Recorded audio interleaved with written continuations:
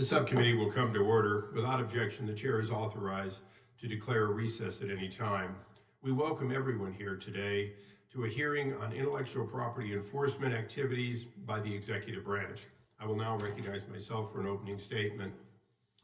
The purpose of today's hearing is to scrutinize the Biden administration's enforcement of existing intellectual property laws. Any comments made today about the current administration's enforcement does not imply that previous administrations were somehow flawless. And I want to make it clear, this is a snapshot in time, but it's an important snapshot in time. IP is the foundation of our nation's economy, creativity, and innovation.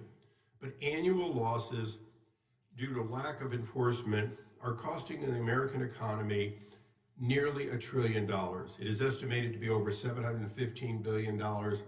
I believe that is an understatement.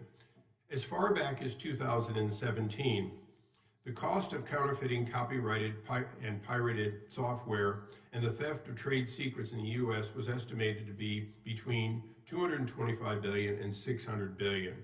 Unsurprisingly, the People's Republic of China is the lead culprit. Last year, more than half of Customs and Border Protection's total seizures of goods came from the People's Republic of China and their captive satellite, Hong Kong. These seizures accounted for 80% of the value of all IP infringing goods that were seized. China is not only flooding the market, but this CBP, with its de minimis exception parcels, finds itself with more than 1 billion parcels. There is not enough money in the Treasury to search 1 billion parcels properly, particularly when we don't know what's in them. Yet, despite these significant economic and security threats, there has been a steady decrease in enforcement actions and prosecutions under the current administration. In 2023, the Department of Justice filed only 1 copyright piracy case. By the way, I had to correct that from 2. I've had to cut in half the amazing performance. There has been a drop in IP-related seizures at the border. No surprise, they're busy with other issues. But in fact, when you look at $1 trillion in an economy, it's meaningful. It's meaningful because of, for example, the amount of theft from this country exceeds the entire Department of Defense budget. The current administration did not nominate a new head of the Intellectual Property Enforcement Coordinator until May of 2023 and has not pushed to have that position filled. As a matter of fact, it's one of the reasons that the nameplate is empty, is that the acting or doing on behalf of declined to come. Additionally, the U.S. Trade Representative declined to come. Underscoring these failures by the Biden administration to prioritize IP are 2 empty chairs here this morning. I want to make it clear. We'll clear off the empty chairs. We just wanted to make it clear that we appreciate the people who are here. We appreciate your being here. Your testimony is important. We all know that you're not the problem, but you're here to explain what the problem is and how we can work together on solutions. With that, I would recognize, are you ready? Yes, the ranking member of the subcommittee. Thank you, Mr. Chairman. I'd like to start by thanking you for convening this important hearing. The agencies represented here today are on the front lines of preventing piracy, keeping counterfeits off the market, and securing our businesses' trade secrets. And it's important that we, as one of the committees responsible for their oversight, have the opportunity to engage them about their work. It is one of the quirks of our intellectual property system that in many cases, it's up to the IP owners themselves to enforce their rights. If an individual holds a copyright, trademark, or patent, that intellectual property is worth very little unless they police it themselves. An individual can hold a patent, for example, but that patent is only as good as its owner's ability to enforce it in a court of law. Some IP protections, however, are also policed by the federal government. Customs and Border Protection prevents products that violate our intellectual property laws from entering the country. Homeland Security Investigations, through its IPR Center, works across nations and with international governmental agencies to prevent theft of American IP.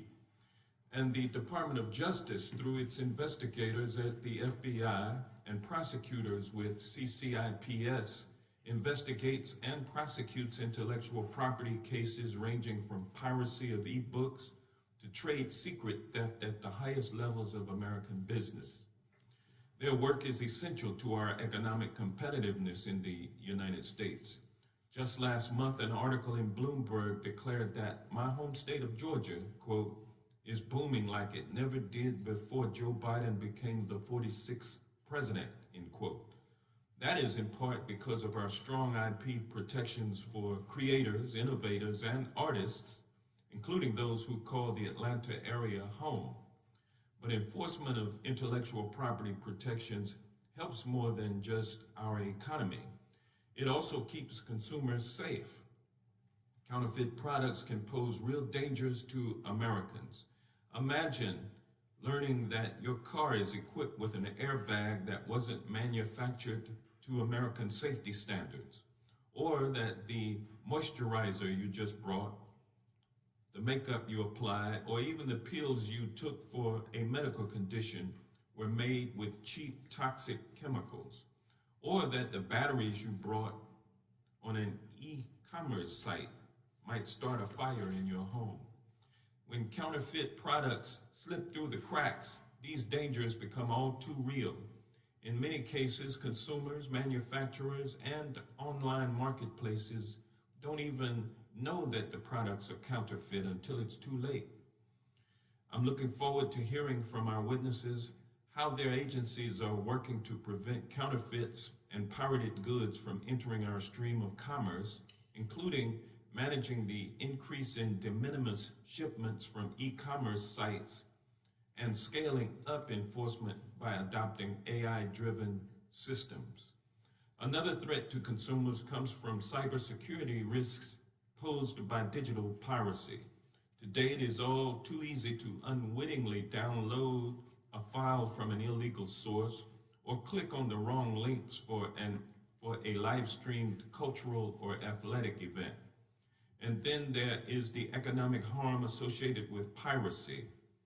According to recent estimates from the U.S. Chamber of Commerce's Global Innovation Policy Center, digital piracy and illegal streaming services cost our economy about $30 billion per year in lost revenue. The work these agencies do to prevent online piracy helps keep our economy strong, and I'm looking forward to hearing from our witnesses about recent successes of taking down pirated streaming operations and how they plan to increase enforcement of copyright piracy. The agencies represented today are staffed with dedicated and capable public servants, but the challenges they confront cannot be solved by the American government alone. It is crucial that we work together with other governments and their law enforcement agencies to combat the real dangers of IP theft to the health, our economy, and the safety of our citizens. Finally, I appreciate that we often work in a bipartisan nature on this subcommittee. Our work reaffirms the principle that we do not need to agree on everything to get some good work done. But putting these empty chairs here appears more political theater than good, honest policymaking or oversight, because the Senate has not yet confirmed an IPEC, and I encourage them to confirm Mrs. Robinson's nomination as soon as possible. There is no one available to appear here. And with regard to U.S. Tiara, Congress has a responsibility to accommodate the executive branch. Stunts like this make the back and forth harder, not easier, and I would advise against it in future hearings. It's my hope that we on this committee can do our part to safeguard intellectual property, continue our trend of strong economic growth, and keep consumers safe. I thank the witnesses for appearing today, and I yield back the remainder of my time. I thank the gentleman. We now recognize the ranking member of the full committee, Mr. Nadler. Thank you, Mr. Chairman. Mr. Chairman, intellectual property in the United States at its core is the right to own an idea. The power of IP is not in the individual movie, the chemical compound, or the store sign, though they certainly have value, but in the exclusive authority to reproduce that protected content. Because it's difficult to put most creations in the stream of commerce while also keeping them under lock and key, the enforcement of IP protections is key to the success of our system. If the ideas we protect are easily stolen, then they hold no value.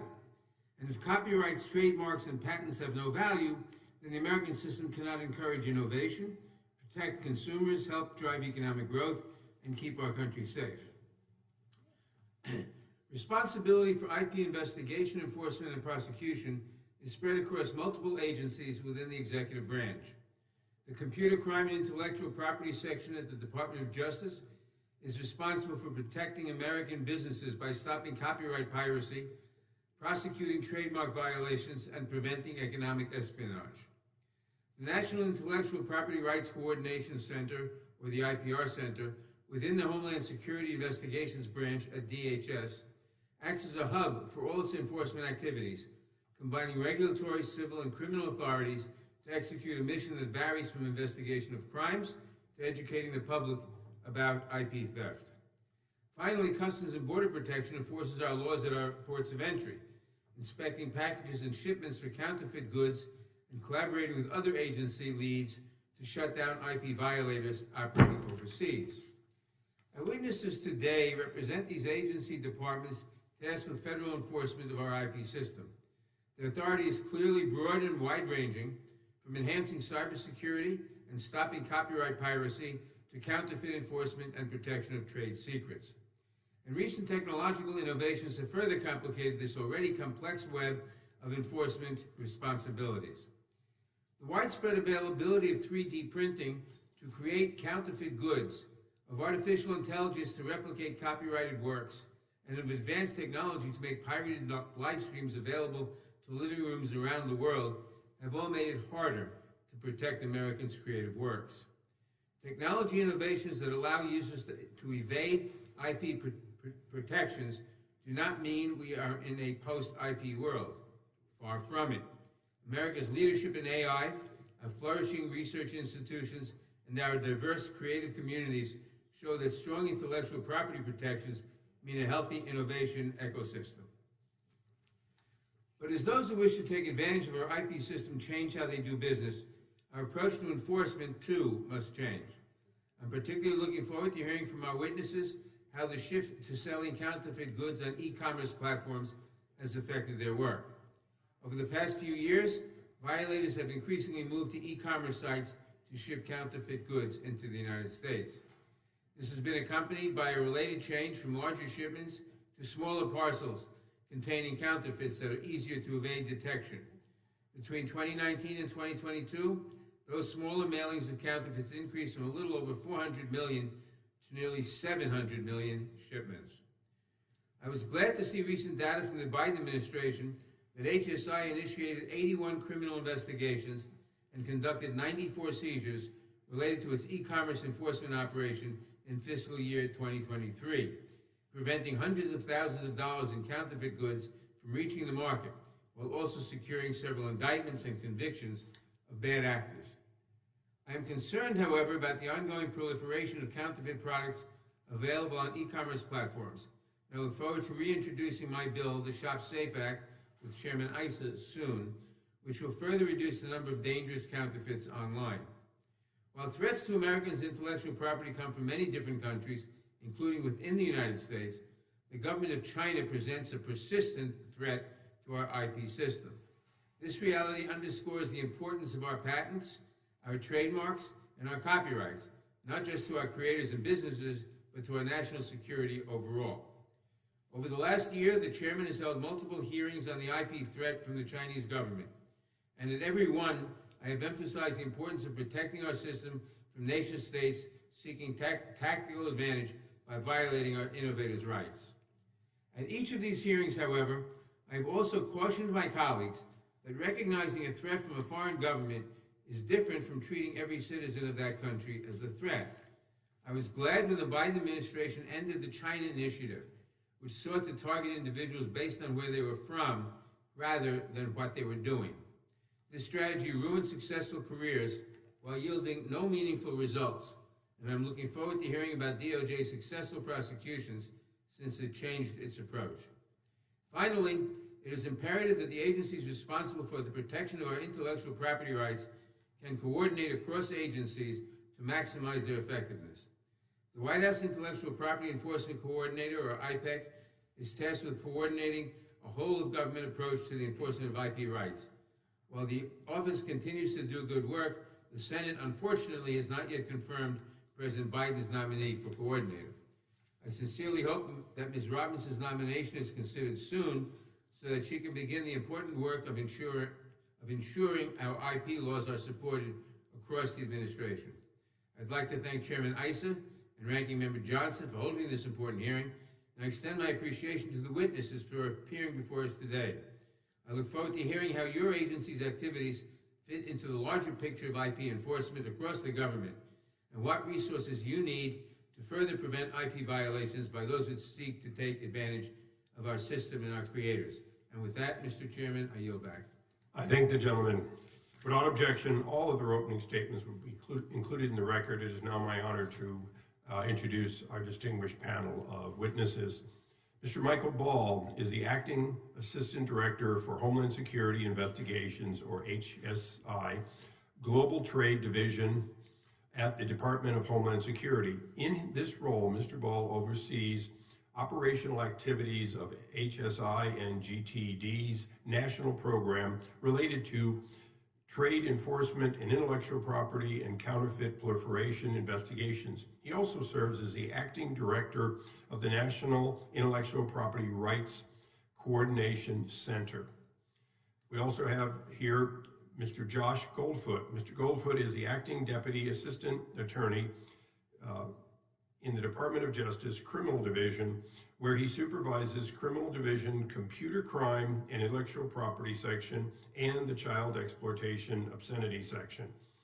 He has previously served as the Principal Deputy Chief of the Computer Crime and Intellectual Property Section for 8 years and served as Deputy Chief for Cyber Policy in DOJ's National Security Division for 3 years before that. Welcome. Mr. Brandon Lord is the Executive Director of the U.S. Customs and Border Protection, or CBP, Trade Policy and Programs Directorate. In that role, he is responsible for policy enforcement priorities and stakeholder outreach related to CBP's priority trade issues. He also oversees the 21st Century Customs Framework Initiative and 2 ongoing pilots, the Section 321 Data Pilot and Entry Type 86 Test, which cover the review of what we will refer to repeatedly today as de minimis e-commerce shipments. Not present, and regrettably, the Intellectual Property Enforcement Coordinator. Although the Office of Intellectual Property Enforcement Coordinator is critical and exists for a reason, no one was nominated for the first 3 years of the administration, and when nominated, the nominee has not been confirmed. For that period of time, there has been an acting or performing duties as who declined to come, stating that they were career professionals and inappropriate.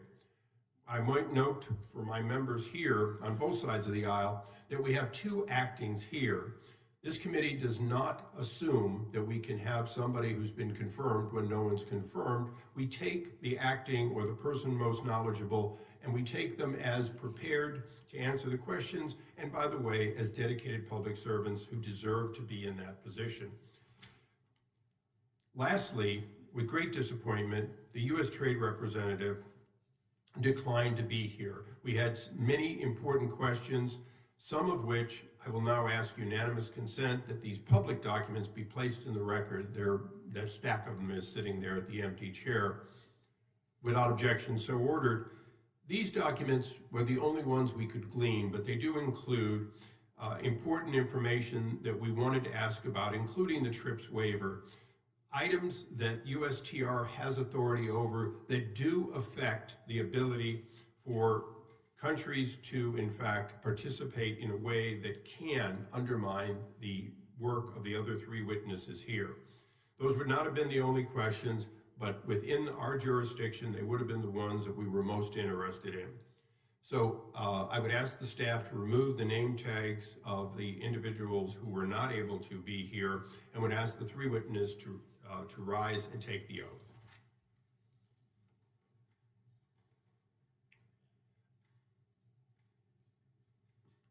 Do you solemnly swear under penalty of perjury that the testimony you are about to give is true and correct to the best of your knowledge, information, and belief, so help you God?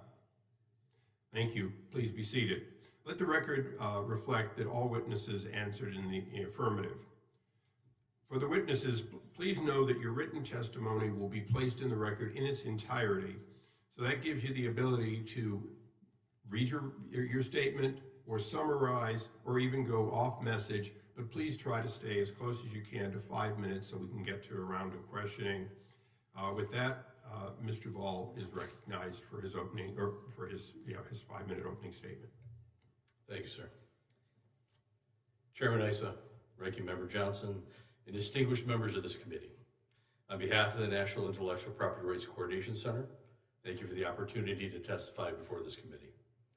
Homeland Security Investigations, formed by the Homeland Security Act in 2002, is the largest investigative component of the Department of Homeland Security, empowered with broad legal authority to conduct federal criminal investigations into the illegal cross-border movement of people, goods, money, technology, and other contraband throughout the United States. With the authority to enforce more than 400 federal statutes, HSI investigates, disrupts, and dismantles transnational criminal organizations and national security threats seeking to exploit the customs and immigration laws of the United States. HSI's footprint extends to more than 6,800 special agents, assigned to 235 domestic field offices, and more than 90 international offices in more than 50 countries. HSI's international presence is the largest within DHS and enables HSI investigations to reach beyond our borders. HSI's cadre of internationally deployed special agents, colonel analysts, and mission support personnel work alongside locally employed staff and foreign law enforcement partners to advance the HSI and DHS mission around the world. I serve as the Acting Assistant Director of HSI's Global Trade Division. The Global Trade Division provides oversight and support for criminal investigations of U.S. import and export laws to ensure national security, protect the public's health and safety, stop predatory and illegal trade practices, and prevent sensitive U.S. technologies and weapons from reaching transnational criminal organizations and foreign adversaries. I also serve as the Acting Director of the National IPR Center. The IPR Center leads the federal government's efforts to enforce international trade laws and to stop global intellectual property theft. In FY23, HSI initiated 623 cases, 434 criminal arrests, obtained 327 indictments, and 206 convictions related solely to IP theft and commercial fraud. The IPR Center disrupts and dismantles criminal networks using a whole-of-government approach, including interdiction, investigation, outreach, and training. Created in 2000 and codified with the Trade Facilitation and Trade Enforcement Act of 2015, or TFTIA, the IPR Center is responsible for coordinating the federal government's enforcement of IP laws.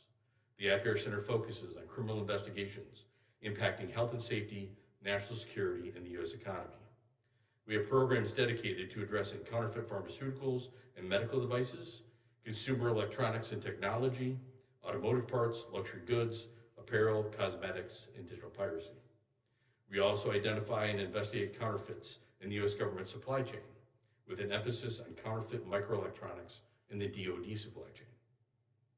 Together with IP administrative and regulatory agencies, including the U.S. Patent and Trademark Office, the IPR Center stands at the forefront of IP enforcement. The IPR Center structure leverages the authorities, resources, and skills of each participating agency. The IPR Center is headed by HSI, with deputy directors from HSI, CBP, and the FBI. Each of the agencies represented at the IPR Center bring their unique authorities, jurisdictions, and culture together to coordinate a whole-of-government IP approach. The key to the IPR Center's operating model are our partnerships. We partner with federal agencies including DOJ, Department of Commerce, State Department, Food and Drug Administration, Veterans Affairs, DoD, and many others. We also partner with international law enforcement agencies, academic institutions, and private industry. While each partnership is unique, the goal is always to enhance each organization's capabilities in furtherance of investigative case support, training, and outreach. Outside of our federal and international law enforcement partners, the IPR Center maintains robust partnerships and significant engagement with private industry, range of industry leaders, and industry associations. Protecting IP is a global problem that requires a whole-of-government approach. Strong partnerships with private industry and continued collaboration with academic and public partners. HSI and the IPR Center are on the forefront of IP enforcement, leveraging the strengths of our partners to constantly adapt to the evolving tactics of transnational criminal organizations. I welcome your questions. Thank you. I thank the gentleman, Mr. Goldfoot.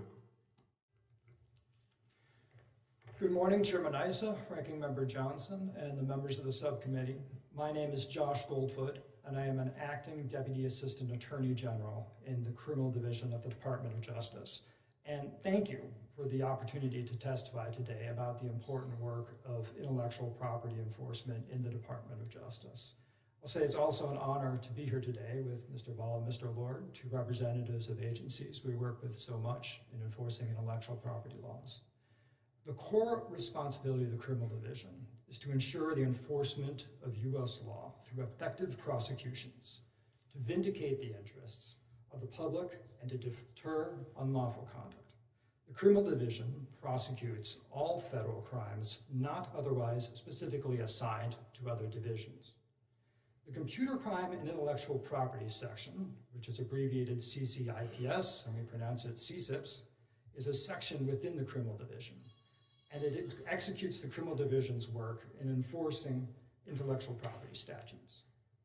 The members of the IP team at CSIPS prosecute criminal IP cases, as well as serve as a source of expertise for other prosecutors, including more than 260 computer hacking and intellectual property AUSAs and investigators across the country.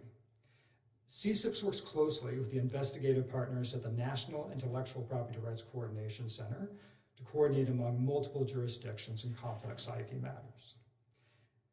The internet and the globalization of trade make IP crime truly a global problem.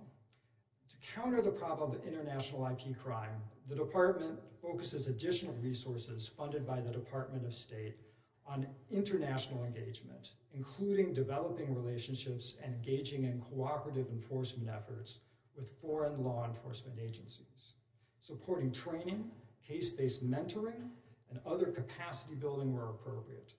Central to the department's international efforts on IP enforcement is the International Computer Hacking and Intellectual Property Program, or ICHIP program, a network of federal prosecutors with expertise in IP crime and other high-tech legal issues, stationed in U.S. missions in key regions around the world, and supported by U.S.-based legal experts specializing in internet fraud and public health, illicit markets, cryptocurrency, as well as digital forensic experts in CSIP's Cybercrime Lab.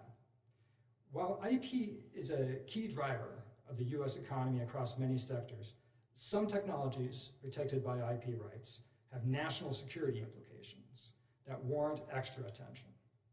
The department, led by my colleagues in the National Security Division, takes a multi-pronged approach to identify and counter nation-state threats to U.S. IP and technology that affect U.S. security interests. The Criminal Division works with the National Security Division to advise on trade secret and economic espionage cases and prioritize those with an international or nation-state connection.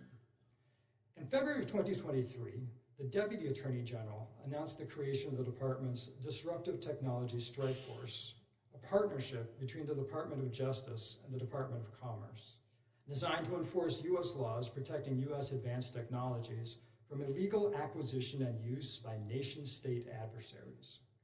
Under the leadership of the department's National Security Division and the Department of Commerce's Bureau of Industry and Security, the The strike force brings together experts throughout government, including the FBI, Homeland Security Investigations, Defense Criminal Investigative Service, and 17 U.S. Attorney's offices in metropolitan regions across the country to target illicit actors, strengthen supply chains, and protect critical technological assets from being acquired or used by nation-state adversaries. In conclusion, the department appreciates the opportunity to present information about the ongoing efforts to protect IP rights, both within the department and in collaboration with the other agencies represented here today, and I'll be happy to answer any questions you have. Thank you. Mr. Lord. Good morning. Chairman Issa, Ranking Member Johnson, and distinguished members of the subcommittee. Thank you for the opportunity to appear today to discuss U.S. Customs and Border Protection's role in enforcing intellectual property rights, or IPR. I am proud to represent the nearly 30,000 CBP officers, trade specialists, and others who enforce U.S. trade laws and protect our national and economic security. Trade in counterfeit and pirated goods threatens America's economy and industry, the livelihood of U.S. workers, and in some cases, national security and the health and safety of consumers. By some estimates, counterfeit products cause over 70 deaths and 350,000 serious injuries every year. Furthermore, trading these illegitimate goods is frequently linked to smuggling and other criminal activities. That's why CBP has designated intellectual property rights as a priority trade issue since 2007. Last fiscal year, CBP seized and destroyed over 23 million counterfeit items valued at $2.7 billion had they in fact been genuine. CBP is on pace to achieve similar results this fiscal year. CBP performs its IPR enforcement mission in a challenging and dynamic trade environment. Increasing volumes of small packages valued under the $800 de minimis threshold has significantly altered the dynamic of the international trade environment and CBP's intellectual property rights enforcement approach. Small packages arriving at our seaports, airports, and land border ports of entry pose the same health, safety, and economic security risks as traditional containerized shipments, but the volume is higher and growing. The 600 million small packages that CBP processed in fiscal year 2022 increased to more than 1 billion in FY23. And now, today, CBP is processing close to 4 million small packages every day across the nation. These numbers are even more significant considering 90% of our intellectual property rights related seizures in FY23 occurred in the small package environment. For all imports, from de minimis packages to traditional containerized cargo, CBP enforces hundreds of U.S. trade laws and regulations on behalf of over 45 different U.S. federal agencies by applying our advanced targeting capabilities, collaborating with Homeland Security Investigations and other government partners, and engaging industry stakeholders. Partnerships and information sharing are the cornerstones of CBP's IPR enforcement strategy. For example, CBP has an integral role in the IPR Center. In addition to my position at CBP, I serve as one of 3 deputy directors at the IPR Center, where my staff works side by side with our colleagues at HSI and 30 additional partners to strengthen our joint enforcement efforts. Collaboration between the IPR Center and the CBP ports of entry generated thousands of IPR-related case leads last year for potential criminal investigation. We also work very closely with private industry. Thanks to the support of Congress, the Trade Facilitation and Trade Enforcement Act of 2015 expanded CBP's authorities to allow direct engagement with intellectual property rights holders to verify the authenticity of imported products that CBP encounters. This capability has been a powerful tool for protecting the owners of intellectual property and stopping counterfeit products from entering the United States. Building on our current authorities and capabilities, CBP is working in close coordination with Congress and our trade stakeholders to advance its 21st Century Customs Framework Initiative, commonly referred to as 21CCF, to ensure the agency is positioned to address these evolving trade enforcement challenges. Information sharing, an activity proven to be a vital tool for trade enforcement, is a central pillar of this initiative. 21CCF includes a statutory concept that would authorize CBP to share additional information with private industry beyond a shipment-specific event to better identify and track illicit sellers who use online marketplaces to import IPR infringing goods into the United States. The 21 CCF initiative also pursues several other concepts that would allow for more efficient seizure and disposition of IPR violative goods in the de minimis shipment environment and stricter penalties for noncompliance. In all shipping environments, CBP is committed to protecting businesses and consumers from the health and safety and economic risks associated with IPR violations. CBP will continue to collaborate with Congress and our government and private industry partners to identify workable solutions to IPR enforcement challenges. Chairman Issa, Ranking Member Johnson, and distinguished members of the subcommittee, thank you for your continued support of CBP's trade enforcement mission. I look forward to your questions. Thank you. I'll now recognize myself for a quick round of questioning. Mr. Lord, from your experience, you gave us nearly $3 billion of seizures, 23 million seizures, some of which were in the de minimis, but most, I assume, were in larger shipments. Is that correct? No, sir. Actually, the 90% of our intellectual property rights seizures did occur in the de minimis environment. So the de minimis environment, the $800, or at least alleged to be $800 in value, because if they're true Louis Vuittons, they would be more than that for just one. Is that correct? Thank you for the question, sir. I'm not 100% familiar with the going price for a Louis Vuitton bag. My wife might be better at that, but yes, if the bag as a genuine article is in fact valued at more than $800, it would not be eligible. So when these come in at $800, sometimes they actually are more than $800 selling price, but that's what they claim. And the reality is this is a backdoor and abusive system that particularly China has figured out and is gaming to the tune of 8 billion parcels a year.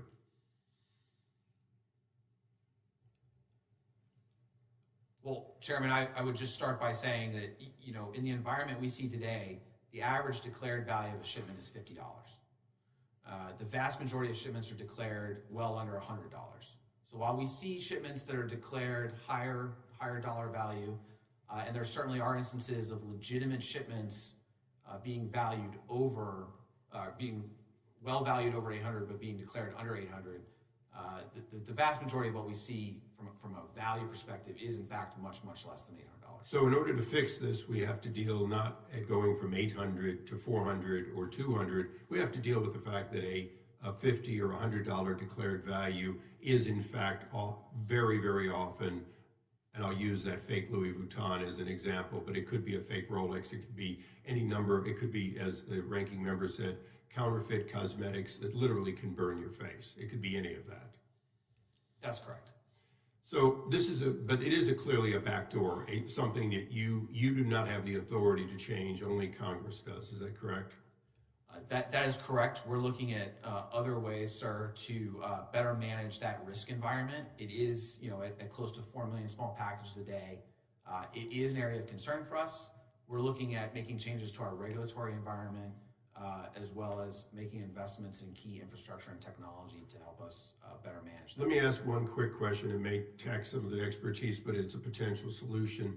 As somebody who shipped to and from around the world for years, and sometimes using Speed Post and other systems that offer that de minimis opportunity, if you were given the authority not only to reduce the amount, but also to create two categories: known shipper, meaning the shipper of de minimis who has been cleared, who has that responsibility because they do ship, for example, to Amazon regularly or whatever, and then concentrate on those who are not, if you will, a trusted shipper.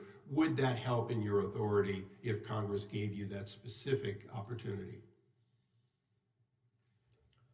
Well, thank you, Congressman. I would start by just saying, you know, given the very real economic benefits of the de minimis exception, I'm not sure as a law enforcement agency we're best placed to make the decision as to what the dollar value should or should not be in that environment.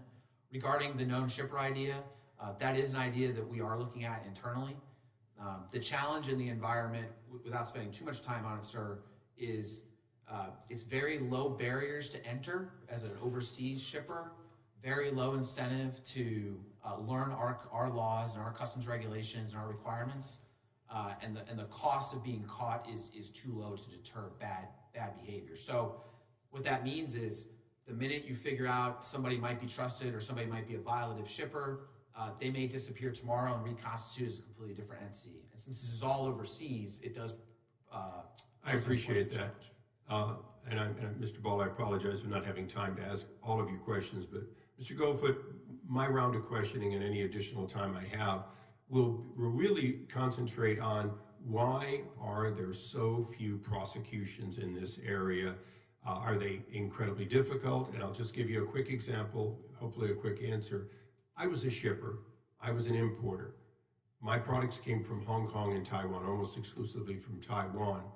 Fake Viper security systems came in from South Korea. They were discovered inside what was purported to be garment. They had no business being in to begin with. I was able to get the seizure of it. I was able to get Customs and Border to eventually destroy them. I was even able to get one sample so I could verify that not only was it not mine, it hadn't been transshipped, but the Korean manufacturer, who he was, and so on.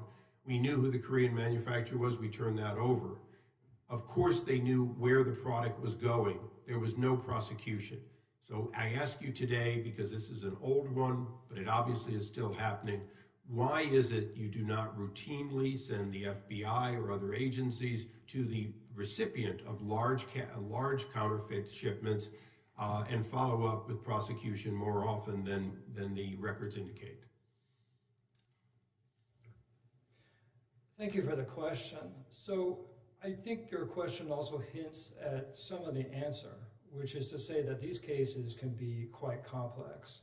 And while it is one thing to detect at the border that goods are counterfeit, seize them and dispose of them appropriately, identifying a defendant with whom we can charge with counterfeiting with proof beyond a reasonable doubt, getting that defendant into court, particularly if they're in Korea or some other foreign jurisdiction, requires considerable resources. My question was actually as to the recipient, if you don't mind. We'll focus on that. As to the recipient specifically? The buyer. Thank you, sir, for the clarification. Here again, there can be some difficulty in identifying that all the necessary elements of the case, such as that the recipient understood what they were bringing in. But let me speak more broadly of how we're spending our resources. We are, given the resources we have, we are prioritizing cases in trademark and counterfeiting that affect health and safety issues. For example, a case I like to think of, we did think about 2 years ago. It was two individuals from Ukraine, Maxim Yendov and Volodymyr Nikolayenko. Both ran a company called Healthy Nation. This company was importing counterfeit cancer medicine into the United States. These were pills that were marked as though they were legitimate cancer medicine, but they had inactive ingredients. They did nothing. And unsuspecting Americans were receiving this counterfeit medication, taking it, hoping to treat their cancer, and there were disastrous results. We focus on cases like that. We focus on a case like we sentenced last week, Mr. Oksoy, who was selling counterfeit Cisco routers. These routers were being sold to hospitals, to government installations, and they were counterfeit. They didn't work, or they didn't work longer than a few days. There were patchy things that the actual company would never sell. You can imagine the threat to health and public safety that occurs from those. So I think you and I agree. I would like to see more counterfeit prosecutions as well.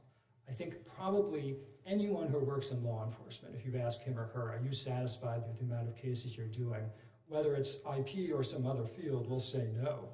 But given the resources we have, we're looking to create the maximum benefit for the American people. Thank you. Mr. Johnson.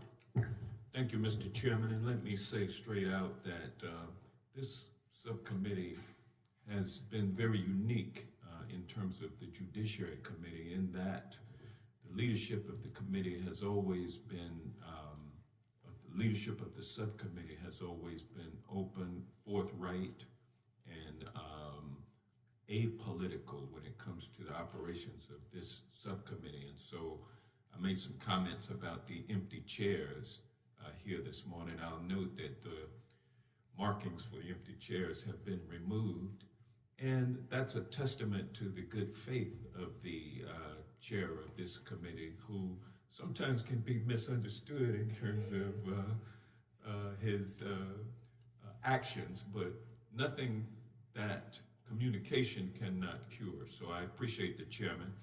And Mr. Lord, in your written statement, you discussed the increase in the use of de minimis administrative exemptions to reach consumers directly, including over 1 billion shipments, and those are coming in at the rate of 4 million per day, as you've said, that are processed by CBP in fiscal year 2023 alone.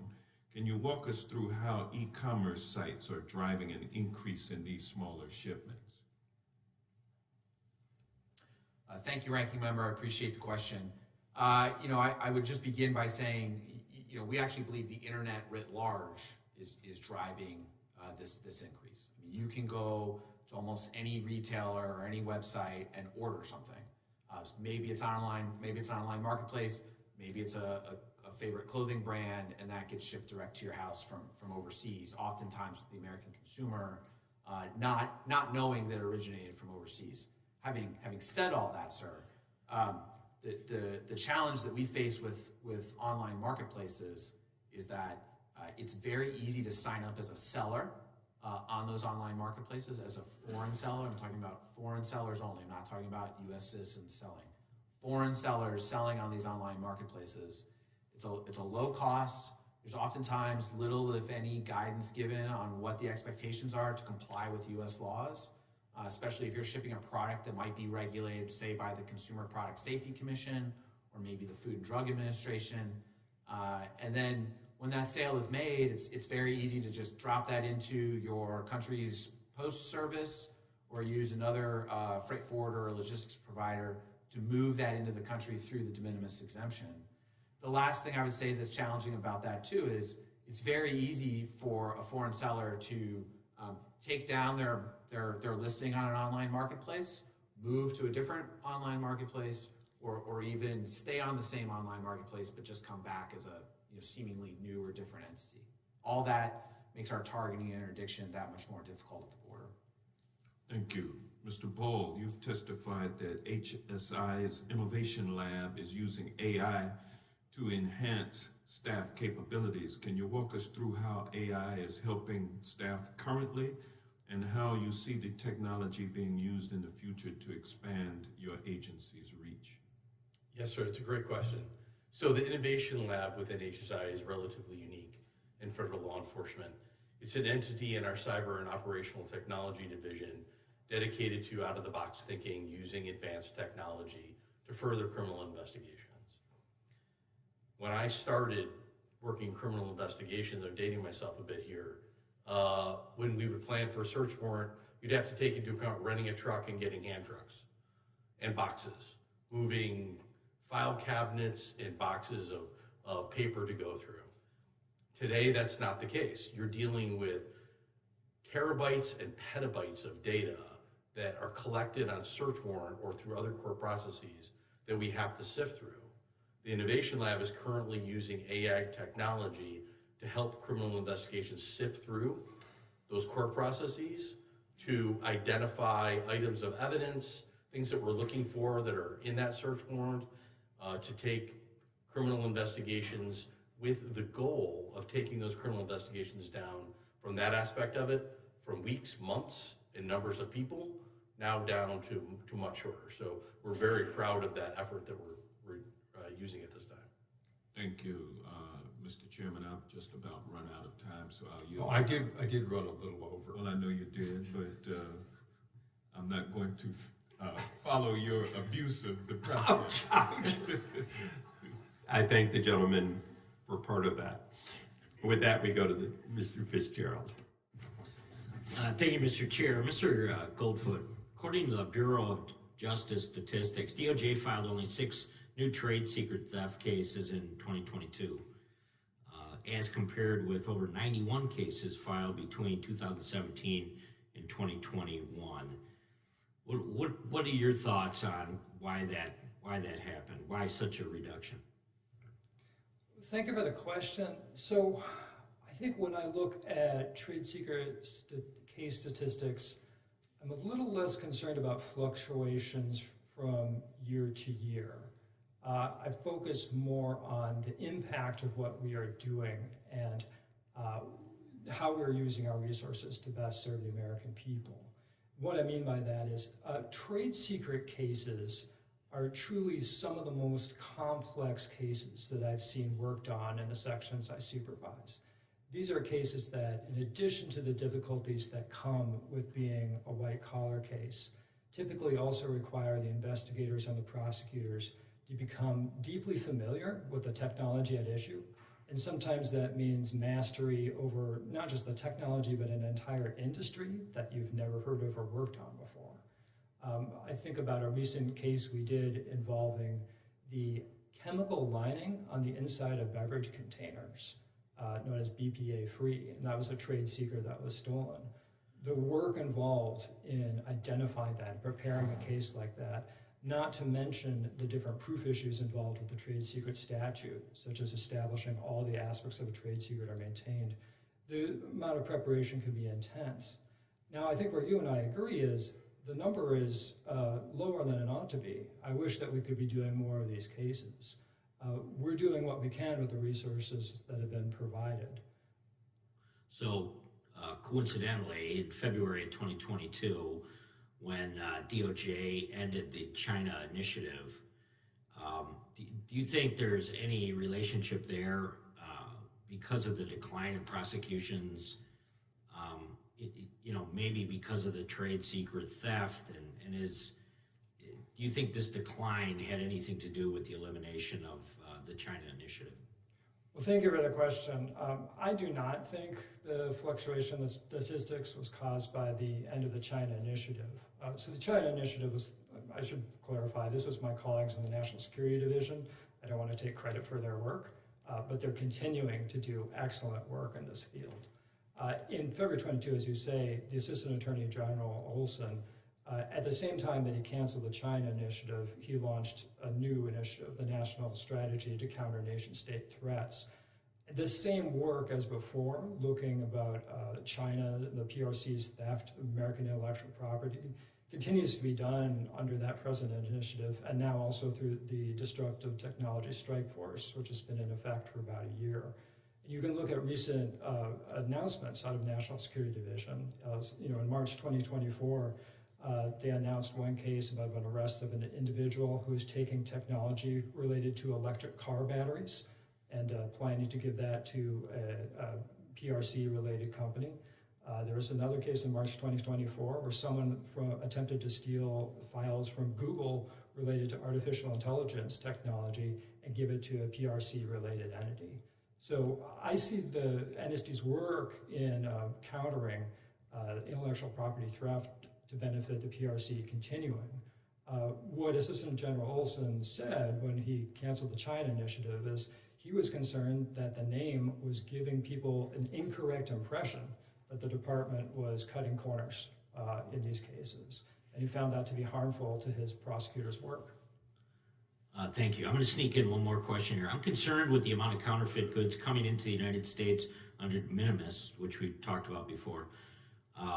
But Mr. Lord, how are they leveraging the National Intellectual Property Rights Coordination Center when it comes to specifically vaping products, which has suddenly risen, I think, in overall concern about some of the knockoffs I think that you're seeing globally right now. Can you talk about that very specific subject? Happy to, Congressman, and thank you for the question. Our approach to vaping products in the de minimis space is very similar to what we do with other products. So anytime our officers at a port of entry make an interdiction or detain a good, they do two things. First, they call the partner government agency that might regulate that product. In the case of vaping products, it's the Food and Drug Administration, to get some advice on what to do, what should the ultimate disposition of that product be. And then, of course, we have our special agents from Homeland Security Investigations at all of our ports of entry where these goods are coming in, and they'll alert HSI if we, in fact, do make a seizure of those goods. That work that starts at that port of entry then moves up to the National IPR Center as appropriate. based on, sometimes most of the time it's a pattern of seizures, right? That might speak to certain means, methods, and tactics that warrant a more specific, criminal investigation or additional action by the other government agencies that are at the IPR Center. Yeah, you're back. I thank the gentleman. We now go to the ranking member of the full committee, Mr. Nadler, for 5 minutes.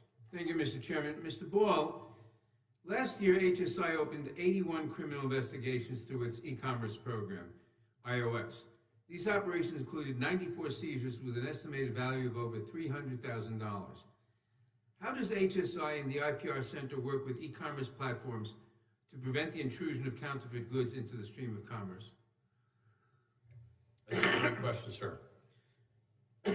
We found early on in the flow of e-commerce, especially in the increase of de minimis, that we were running into an issue. One of the things that we do at the National Intellectual Property Rights Center is coordinate very well with industry.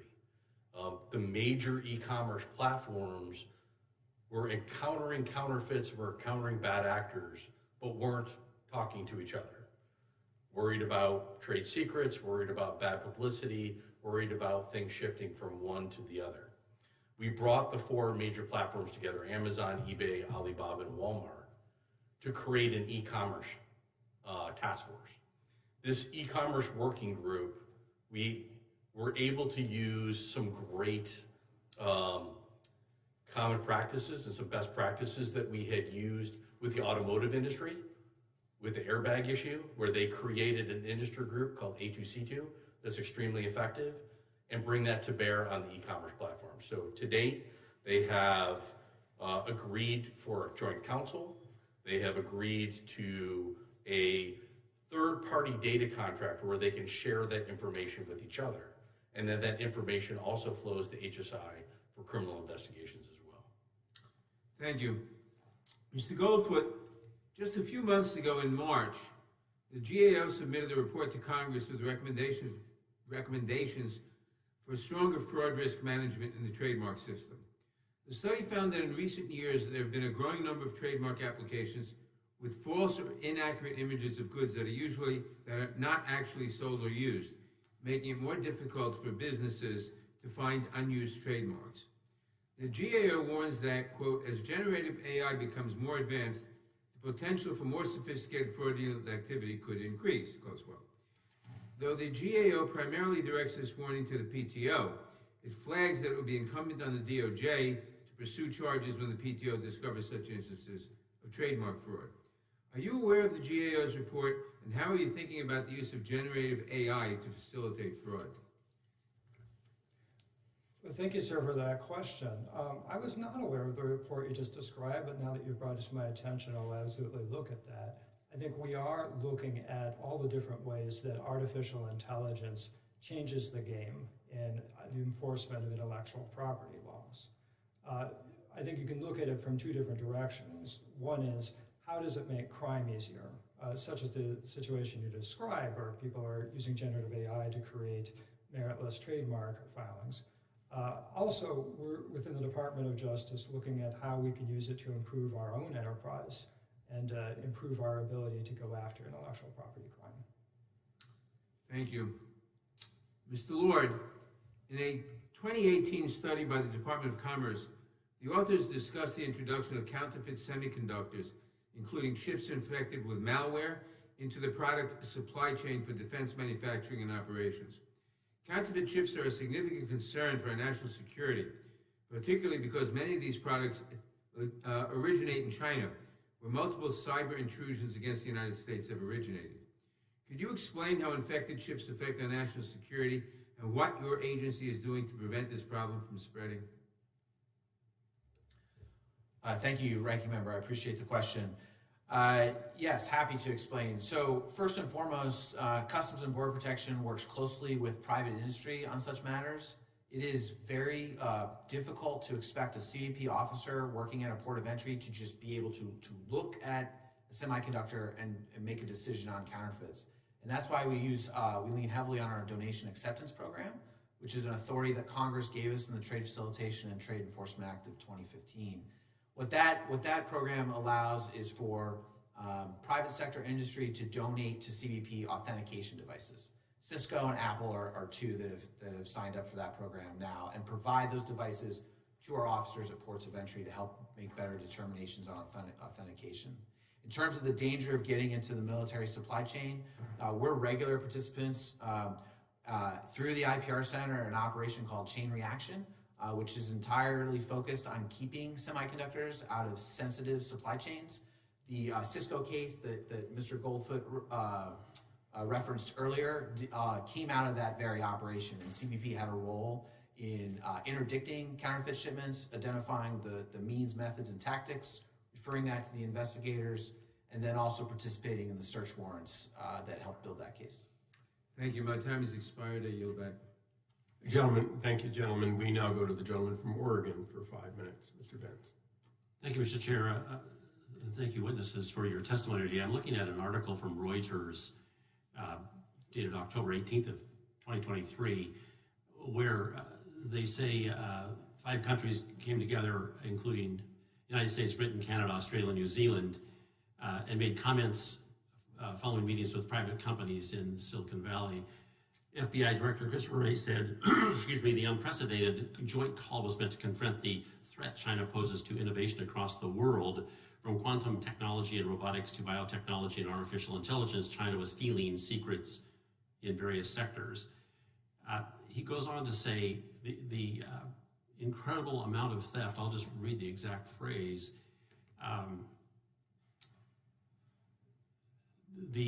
what makes this so challenging is all the tools deployed in tandem at a scale of the likes which we have never seen, Christopher Wray said. The officials called for private industry and academia to help in countering those threats, chief among them, which they said were artificial intelligence tools. We worry about AI as an amplifier for all sorts of misconduct, Wray said, accusing China of stealing more personal and corporate data than any other nation by orders of magnitude. Mr. Lord, so assuming that Mr. Wray is correct, I assume he is, how have you focused on China? Or you can share that, I hate to blame you, but how has your organization, following what Mr. Wray said, responded? Thank you, Congressman, for that question. I'm not familiar with the specific meeting that you referenced, sir. I'll be happy to look into it and have my staff look into it. But what I can say as a general matter is a lot of what you described there often requires export of sensitive technologies from the United States. So Customs and Border Protection works very closely with Commerce's Bureau of Industry and Security, which is tasked with enforcing export of sensitive technology. Through that partnership, we do make interdictions at export when we get the correct information from the Bureau of Industry. Okay, I'm asking, are you focusing on China? That's my question. And if so, are you prioritizing China? That's my question. Okay, I apologize, sir. Yeah, so we're responsible at import for managing all threats. And in the context of IPR, well over 90% of counterfeit goods come from China and Hong Kong. They're consistently named on the USTR Special 301 report as a source for counterfeits. We are absolutely concerned about that threat, and it's something we think about every day. Mr. Ball, same question.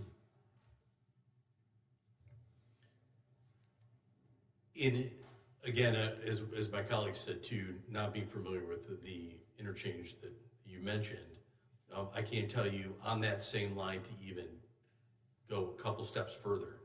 On the export of sensitive technology, that is part of what we do under HSI Global Trade. We have our counter-proliferations investigations. And yes, we are focusing on China, on Russia, on Iran, on what's happening in those theaters. With the export of sensitive technologies, we have a wonderful working group, E2C2. It's our Export Enforcement Coordination Center, and we work hand in hand with DOJ and with Department of Commerce using their strike force for prosecutions on those cases. Let me shift to Mr. Goldfoot. Mr. Goldfoot, you mentioned some activity in this space. How much more do you think we should be doing than what you mentioned? The suggestion by Mr. Director Wray was that we're not doing enough. Do you agree? And if so, what would you do in addition to what he has suggested? Thank you for that question. It's a very interesting one. So, and thank you also for repeating and amplifying Director Ray's comments about this. I think also not only he, but the Office of Deputy ODNI in the annual threat report said specifically that Beijing is seeking to increase its science and technology sector in part through the theft of intellectual property. This is absolutely a concern within the Department of Justice. We're prioritizing that. I think to your question of how much more should we be doing, what more should we be doing, I hesitate to describe the limit of how much we ought to be doing. I think in this field, as you see the amount of intelligence go by, you see information about the extent of the theft, it's just deeply concerning. As I've said before, if we had more resources, we would do more of these cases. We're interested in doing more of this. And I also, having Mike for this, I want to emphasize that within the Department of Justice, this work is primarily coordinated through my colleagues in the National Security Division, who treat intellectual property theft for the benefit of foreign nation states alongside the other ways that foreign nation states are breaking our laws in order to advance themselves. Thank you. Yield back. I thank the gentleman. Now go to the gentlelady from North Carolina, Ms. Ross, for her questions. Thank you, Mr. Chairman, and thank you to all of the witnesses for being with us today. I'm really grateful that this subcommittee has shown such a bipartisan interest in protecting American innovation. This hearing is yet another example of that focus and the work between the chairman and the ranking member.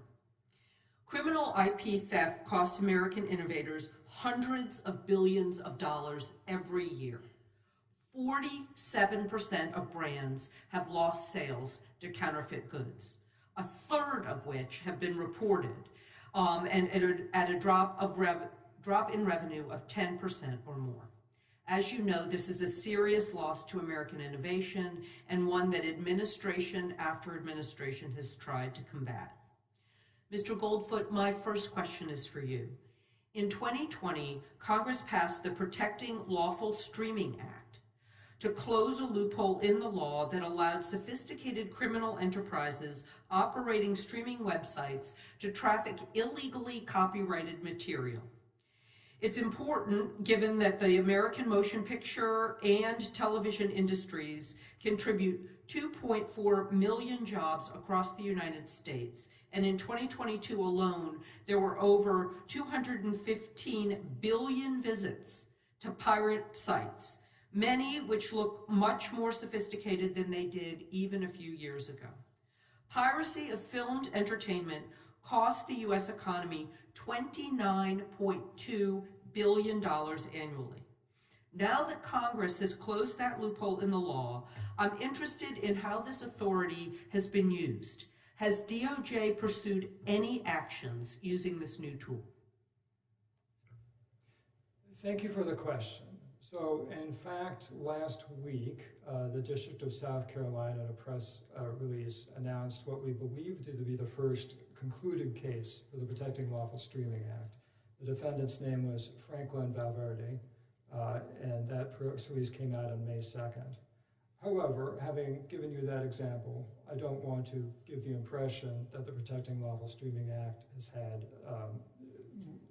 has been used as much as you or I might hope. Let me first thank all the members of the subcommittee for the work that many of you did in getting the PLSA passed. That's an important new authority. We were able to take down some streaming services before the passage of the PLSA.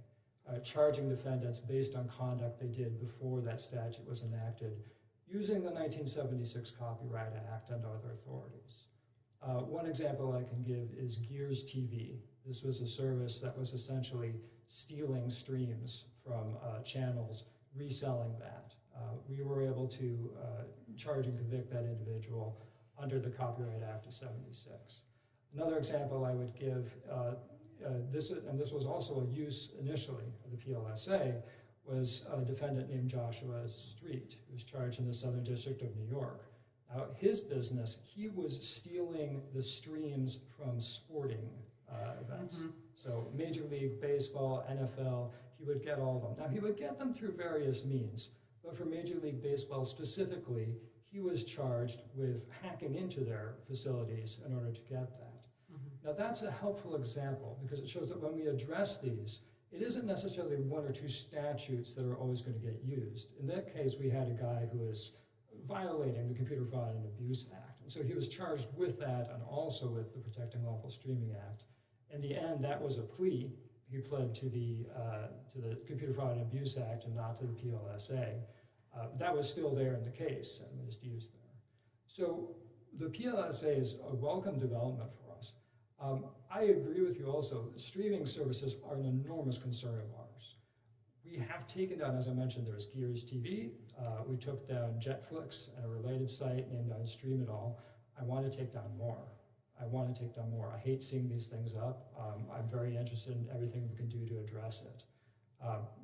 With more resources, we can address more of these, but I'm quite proud of the work that we've been doing on it so far. And the PLSA is going to help us do more in the future. Okay, thank you very much. With the very limited time that we have, Mr. Ball, one of my colleagues touched earlier on AI and China. Can you tell us anything that you're doing to address President Biden's executive order on AI and enforcement for AI? Yes, ma'am. Very important question. In that executive order, the National IPR Center and HSI were specifically tasked working with industry to find out what threats they're seeing from AI and what these industries, especially the ones that have a large technological support, are using AI to protect their intellectual property. And then creating a training program specifically for medium and small businesses that might not have those resources. At the National IPR Center, with all the partners that we have, another one of the unique things that we have is partnerships with academia. We have these incredible research institutions in the United States. We specifically partner on many of these items with Michigan State University and their ACAP program, their anti-counterfeiting and property protection program, and we have employed their very robust research engine to have PhD and master students reach out to industry across the spectrum. Right now, they have gathered quite a bit of data. In talking to their research lead just last week, it's the best response they've ever received on any research project from industry. So we're in the process of putting that together. One initial finding that I can talk about now is that industry is finding that the initial threat that's coming from AI is using AI to attack their computer systems and hacking to overcome their encryption to steal their trade secrets. That's just one that's coming out of that, and we'll be working to put together a training course on that as well. Sorry, I had to make up for my excess and my ranking member's indulgence. Almost as abusive as I'll tell you about there. Important question, important answer. We now go to the gentleman from California, Mr. Kiley, for 5 minutes. Thank you, Mr. Chair. Intellectual property protections are vital to our nation's economic success. And not only that, it is a extremely personal right in a sense, in that it is a right that an individual, or for that matter, an enterprise has to benefit from the fruits of their labor and from their own enterprise. So I think this is a very important hearing because to the extent that our intellectual property laws are not being enforced or adhered to, then it undermines both that right and the economic vitality of our country.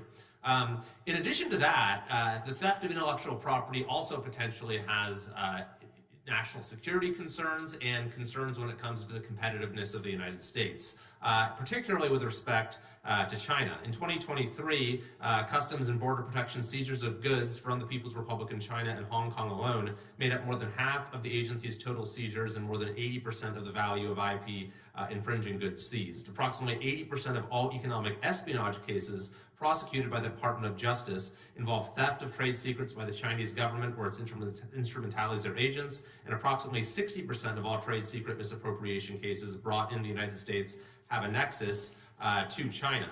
In addition, as of just a few years ago, of 2020, the FBI had approximately 1,000 open investigations involving China's attempted theft of U.S.-based technology in all 56 field offices spanning almost every industry and every sector. So, Mr. Goldfoot, you made a point a few minutes ago to my colleague about how China has specifically used the theft of intellectual property in the U.S. and elsewhere to advance, is one tool to advance its science and technology sector. So could you expand on that as to how intellectual property theft by the CCP is harming the United States' global competitiveness and its competitiveness vis-a-vis China?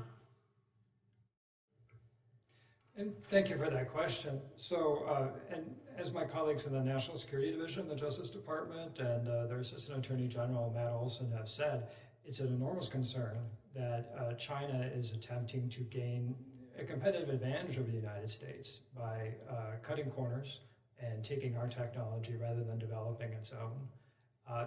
As you say, sir, one of the issues we protect intellectual property at all is in order to encourage people to develop it, to give a sort of property right over it so that we're encouraging investment and everything else. There's damage whenever that's lost, yes, but it's doubly damage when that is a loss that then benefits one of our chief adversaries in technology and science. So I can tell you this is an issue that I see come across my desk repeatedly as we discuss these issues with our National Security Division colleagues. They're quite sided to this as well. The problem that is being created by a foreign nation state benefiting from U.S. technology improperly by acquiring it either through theft or through acquisition. Mr. Lord, same question. Do you have any thoughts on the broader concerns this raises for United States competitiveness and security? Well, thank you, Congressman, for the question. I largely agree with Mr. Goldfoot. What I think about from Customs and Border Protection standpoint, though, is a lot of this trade secrets theft oftentimes involves export, right? Export of sensitive technology. And while we have the authorities to interdict with our partners on export, we've already talked a lot about that we've got a lot coming in, 4 million small packages. And so it is going to be important that we all think about new and innovative ways to prevent physical technology from being exported out of the United States to our adversaries. Thank you. So I think this underscores two things. Number one is the need for greater scrutiny, which unfortunately this administration has perhaps taken a step back from when it comes to the concerted efforts of the CCP to steal U.S. intellectual property. But number two, it speaks to the need to have strong intellectual property protections for our own inventors, for our own innovators, so that we're able to advance our science and technology and continue our lead in key technology areas where unfortunately we have been falling behind even with respect to China and others in recent years. So I appreciate you calling this hearing, Mr. Chair, and I yield back. Gentleman yields back. Gentlelady from California is recognized. Thank you, Mr. Chairman, and thanks to each of the witnesses. It's been very informative, not only your oral testimony, but the written statements that we were able to read in advance. I think all of us agree that protecting intellectual property is very important, not only for the creators, but for the security of the United States and its people. I'm interested, you're talking about the packages interdicted and the counterfeits, and there's a lot of counterfeits that could be harmful to people, but I'm wondering, among the counterfeit goods that have been interdicted, how many of them are toys? Because I always worry the Consumer Product Safety Group, tests toys to make sure that children are not harmed by them, but they don't do that, of course, with the counterfeits. Can you enlighten us on that point, any of you? I assume that question was to me, Congresswoman? Yes. Okay. Thank you very much for the question. We do in fact encounter counterfeit toys. We do in fact encounter substandard toys. We encounter children's bike helmets that don't survive a basic drop test onto a concrete floor and then shatter when they hit the floor. We're fortunate enough, though, to have at many of our ports of entry a Consumer Product Safety Commission inspector to help us make sure that we are seizing the appropriate goods. I do not have a specific breakout here for you today for toys. I'll just say that last fiscal year, We did seize just over 230,000 game consoles and accessories, and from that, I would imagine there's a portion of toys in there. Toys is a big focus of what we do. We focus on that a little bit more from the import safety aspect, Right. Because there's other aspects that maybe they're not counterfeit, but maybe there's too much lead in the toy. So there's just a little bit of a different lens there. I'd be more than happy to have my team follow up with your Sure, stuff. whatever, I mean, I don't want to put a lot of extra work on you, I'd rather you spent the time enforcing, but whatever data you have, I would appreciate having. You know, last Congress, we passed the Inform Act, which was a pretty robust piece of legislation helping to reduce counterfeit goods online. One of the things about that is that it gave concurrent jurisdiction not only to the FTC, but to state attorney generals. Do we know whether the state attorney generals have taken advantage of the new authority that they have under that act? Anyone?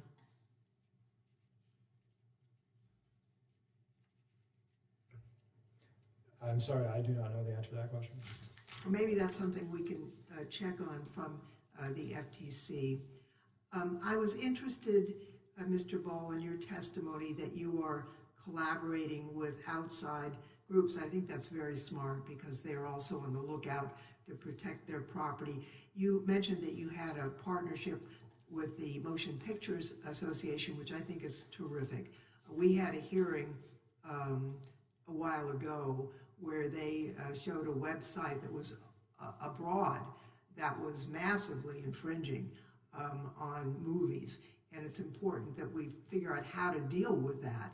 I'm wondering if you have had success working with the MPA on cutting out or dealing with illegal streaming sites that operate from outside the United States.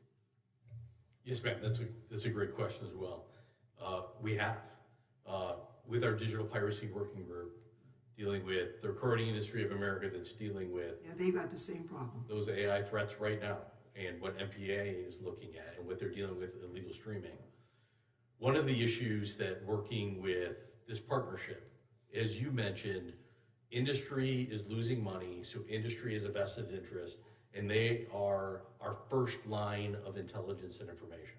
MPA is the organization that was able to inform us that circumvention devices were changing from physical devices, and then that's where our relationship comes in with CBP.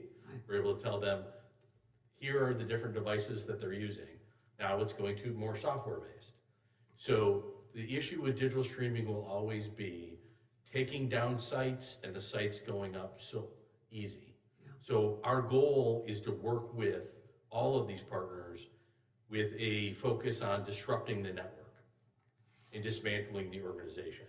We've recently had some great success in talking to the website hosting services to get their voluntary agreement in addition to court orders to where a joint MPA, IPR center communication just to take that website down or to block it while we're trying to figure, instead of waiting for a court process.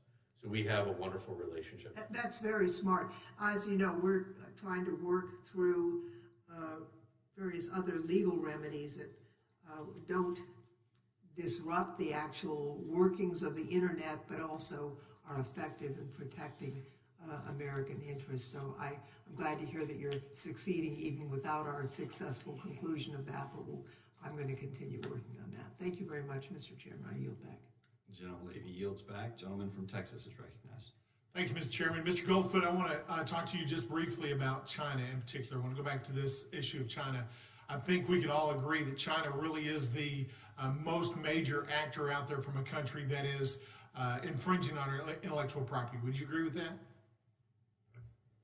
Sir, I do agree with that based on what I have seen. Right, and by statistics, when we actually prosecute crimes such as economic espionage cases or trade secret misappropriations cases, most of those, by an overwhelming majority, actually are against entities or individuals connected to the PRC, correct?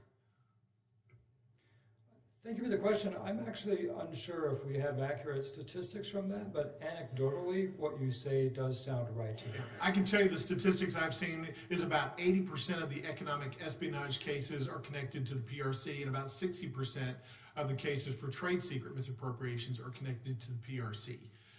But anecdotally, I think that you would agree with that.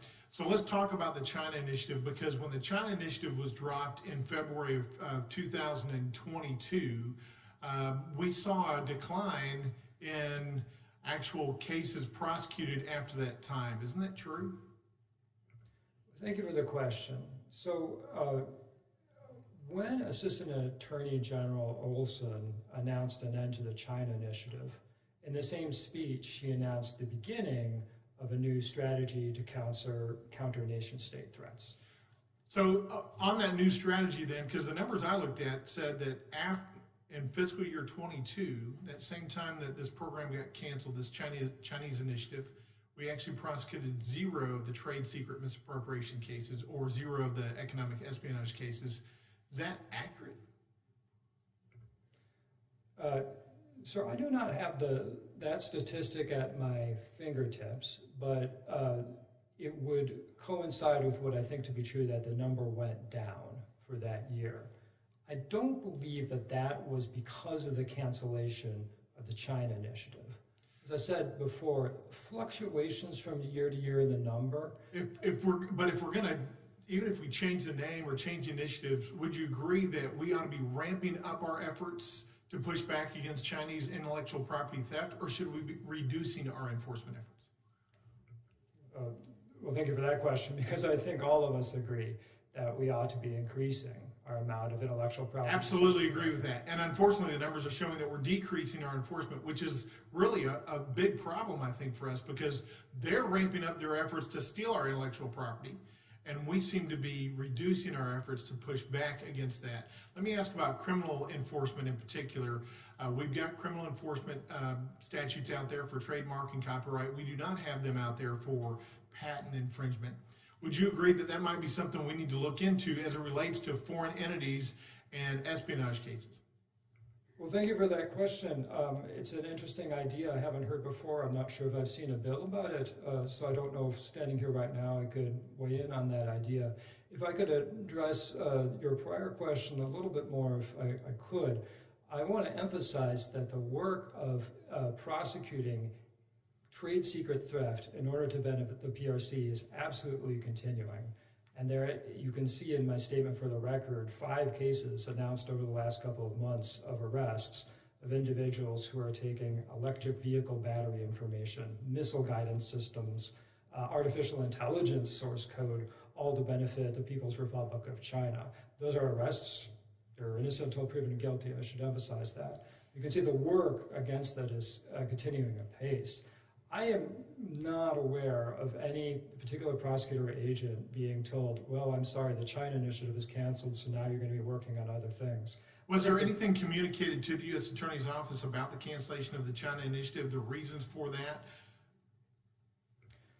Assistant Attorney General Olson made public remarks at George Mason University, February 2020. Other than that, was there anything said internally to the Justice Department, or were there any changes made to the Justice Manual as a result of the decision to cancel the China Initiative?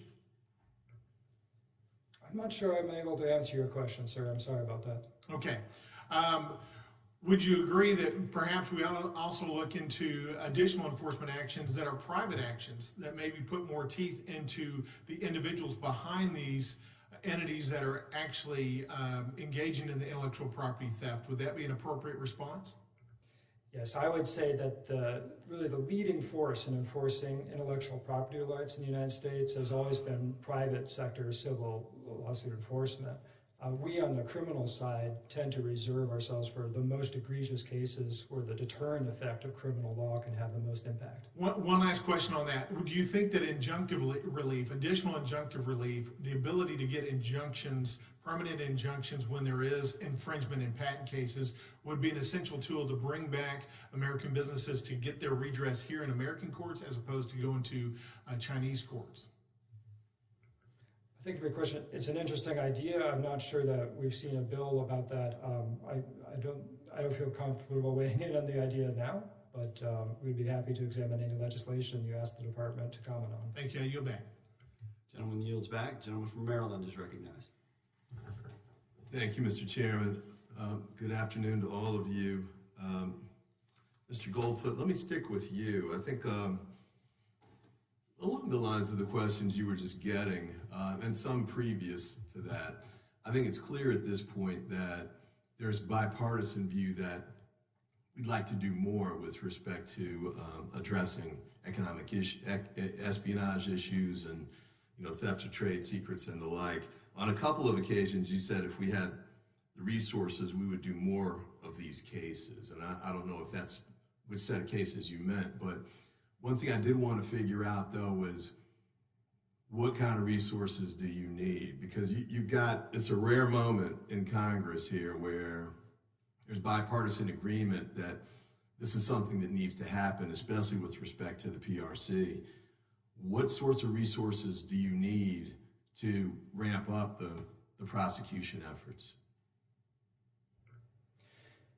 Thank you for the question. So, being a career official in the Department of Justice, it's not my place to make, for example, a budget request or anything independent of what the administration is, or what they're asking for. What I can tell you as far as the work we're supervising and what we're seeing, we use the resources we have in order to recruit and train prosecutors who can then work with investigators in the field to appropriately build cases. Intellectual property cases are hard. They're hard because of the statutes involved and the elements you need to prove. They're hard also increasingly because of the international aspect of them. I think that probably is one of the biggest changes we've seen in the last 10 or 15 years. We're no longer in the world of 2012 when you could do something like the mega upload takedown by just finding their servers in the United States and seizing them and knocking out one of the biggest infringers at the time. What you have now is the criminals are adapting to tactics like that. They're attempting to locate their businesses themselves and their servers in jurisdictions where they calculate, or sometimes incorrectly, that the United States cannot get law enforcement cooperation. So increasingly, the resource and tool we need isn't just within the Department of Justice. We rely on the nation's international relations. Let me get you to focus on what is internal. I mean, do you need more investigators? Do you need more prosecutors? I mean, what do you need? What is it that we can do to help you ramp up those efforts? And I'm not asking you to sort of speak for the White House or anything along those lines on specific budgetary requests, but I do want to get a sense of what exactly we're talking about from, the standpoint of if you need additional resources, what are they? Well, thank you for the question. I can just repeat that, with more input, you get more output. And I think we are looking, I think it's a mixture of everything that you have described here. All right, let me, just a last point, I think, with respect to this issue. I think it was your testimony that touched on intended loss. Not to get too deep into the weeds on the sentencing guidelines, but I think it's a good point that you made with respect to the calculation of intended loss, depending on how low it is, undermines the likely range that you can get for jail time. And so it says here that in your testimony, you're seeking to, with the Sentencing Commission, to get a reworking of the definition of how that's defined. A quick suggestion, I think part of the reason that judges increasingly became suspicious about that was because of the way the department was using it in some unrelated matters, but like credit card fraud. So, you get a guy steals a credit card that you can charge up to $20,000, and he buys something for $100, and the prosecutors come in and say, well, we think the sentencing guideline should be based on $20,000 calculation. Judges started dismissing that, basically. So I appreciate the fact you're going to the Sentencing Commission on this, but I'd encourage you to try and separate your prosecutions from those kinds of prosecutions. And then real quickly, I see I'm running out of time. One of the issues that I heard with respect to my participation on the Homeland Security Committee with some of the seizures, and this goes to at the border with respect to imported goods. This was forced labor, Uyghurs, China, and the like. I also raised the issue of forced enslaved labor with respect to some minerals like cobalt coming largely from Africa, but frequently through China anyway. One of the things that was said by one of your colleagues at Homeland Security was that sometimes they would detect these goods and reject them as opposed to seizing them. In fact, it sounded like they reject them more than they seize them. And one of the things I asked them to do was to increase the number of seizures, because if you just reject it, they just send it somewhere else and they're not losing the money. It undermines the sanction that could be had. When you go through the effort, and as you pointed out, there's hundreds of millions of these items coming through. When you catch one, I think you have to put the hammer down to as much as possible. It's tough to prosecute these criminally sometimes, but administratively, do that if you can. And then the last quick point, the task force, the UFLPA task force, which I think DOJ is on as well, with respect to that type of labor, also isn't generating a lot of prosecutions, or even the number of entities that are on these lists having been caught with trying to import these defective goods. If there's a way to ramp that up, I would appreciate it as well, because one way or the other, we've got to find ways to prosecute these cases or at least make an impact with administrative or civil sanctions, so we send the message back to China or whoever's sending these goods that we're going to enforce it and there's going to be a sanction for it. So I apologize for running over, Mr. Chairman, but I thank you for the time and I yield back. Gentleman yields back. Gentlelady from Florida is recognized. Thank you, Mr. Chairman. Mr. Ball, in your testimony, you spoke about how the Intellectual Property Rights Coordination Center, or the IPR Center, operates with partnerships with over 20 other federal agencies and academic institutions, as well as stakeholders in the private sector. Would you elaborate on how HSI's partnership with the National Football League and the Motion Picture Association work, and what outcomes these partnerships have created? Yes, ma'am. Fantastic question.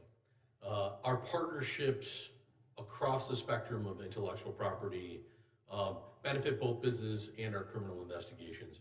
One of those keys is the NFL. The Super Bowl every year is a major event for both human trafficking and obviously intellectual property theft. We work hand in hand with the NFL and with the brands and the apparel manufacturers, and we conduct operations around large events.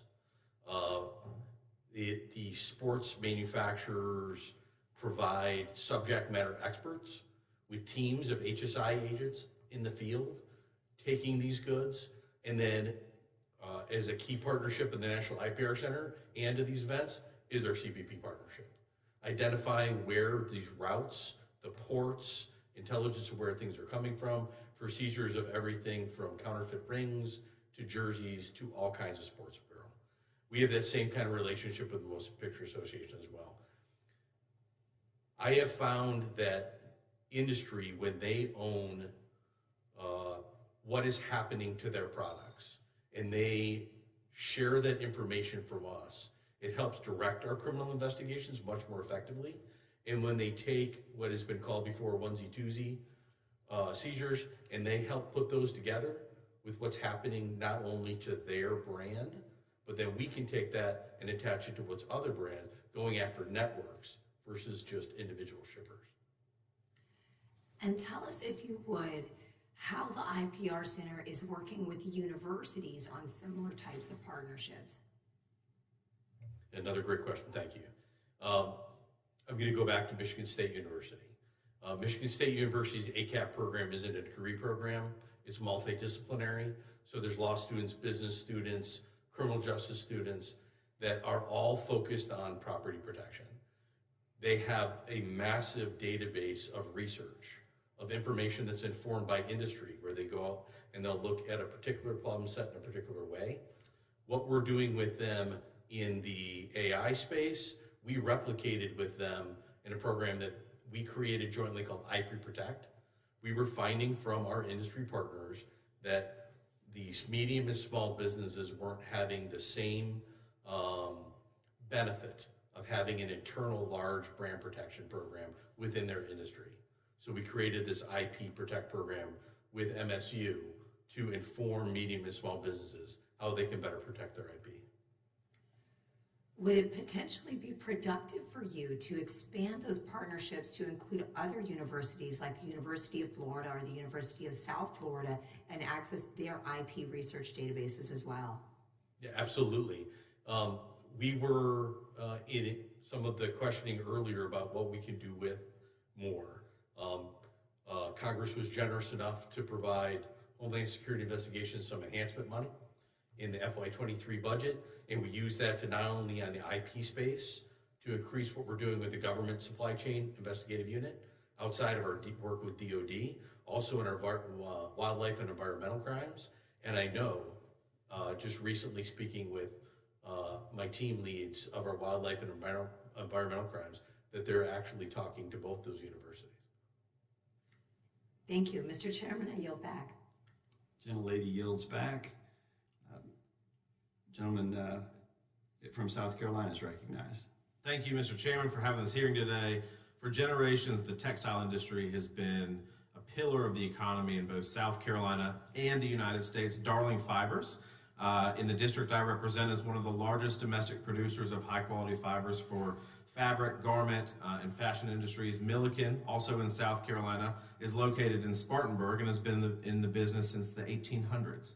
I've heard from many of my constituents concerning their concerns regarding de minimis. So most of my questions are going to be centered around that. De minimis imports from places like China have exceeded 1 billion total packages just last year, according to the CBP reports.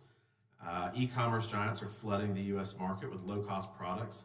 Many of them, as we know from the hearing today, are counterfeit, and yet they avoid inspection and taxes. Unfortunately, this number, I think, is expected to grow in the coming years.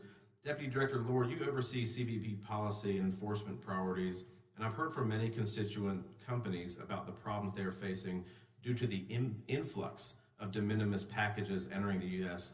We've heard that 85% of all IP seizures occur in the de minimis environment, and it's become a highway for other illicit goods, such as fentanyl, which has been talked about here. The sheer volume of these duty-free packages, though, is crippling our own economy and our own companies and our own American workers, especially in textiles, which is a crucial industry not only for my district, but my state and indeed the country. So, Mr. Lord, how do we close these loopholes? What policy recommendations would be helpful to you in closing these loopholes? Well, thank you very much for the question, Congressman. I want to acknowledge first that Customs and Border Protection is very much aware of the challenges that the textile industry is facing in this moment. We've been working closely with the domestic textile producers in the United States since, we'll say, September or October of last year. I've had the privilege of going down to some of the production facilities in South Carolina that you mentioned during my career. It's an impressive operation, and I don't wake up every day, my staff does not wake up every day not thinking about how to protect U.S. jobs. When it comes to the specific challenges in de minimis, we are ramping up our inspections of textile products in the de minimis environment. As an agency, we've made investments at some of our laboratory and scientific services centers around the country in Savannah, New York, and Los Angeles. They will have very cutting-edge technology to begin testing textiles for compliance with the Uyghur Forced Labor Protection Act.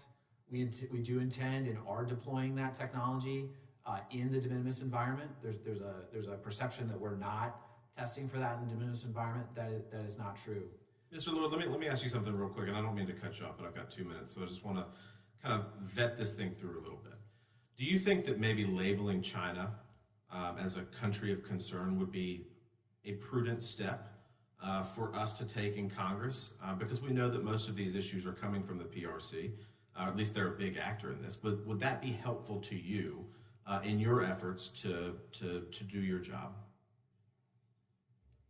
That is an excellent question, sir. It's difficult for me to answer without understanding what that label might trigger for additional, in terms of additional legal authorities or presumption of guilt or anything along those lines.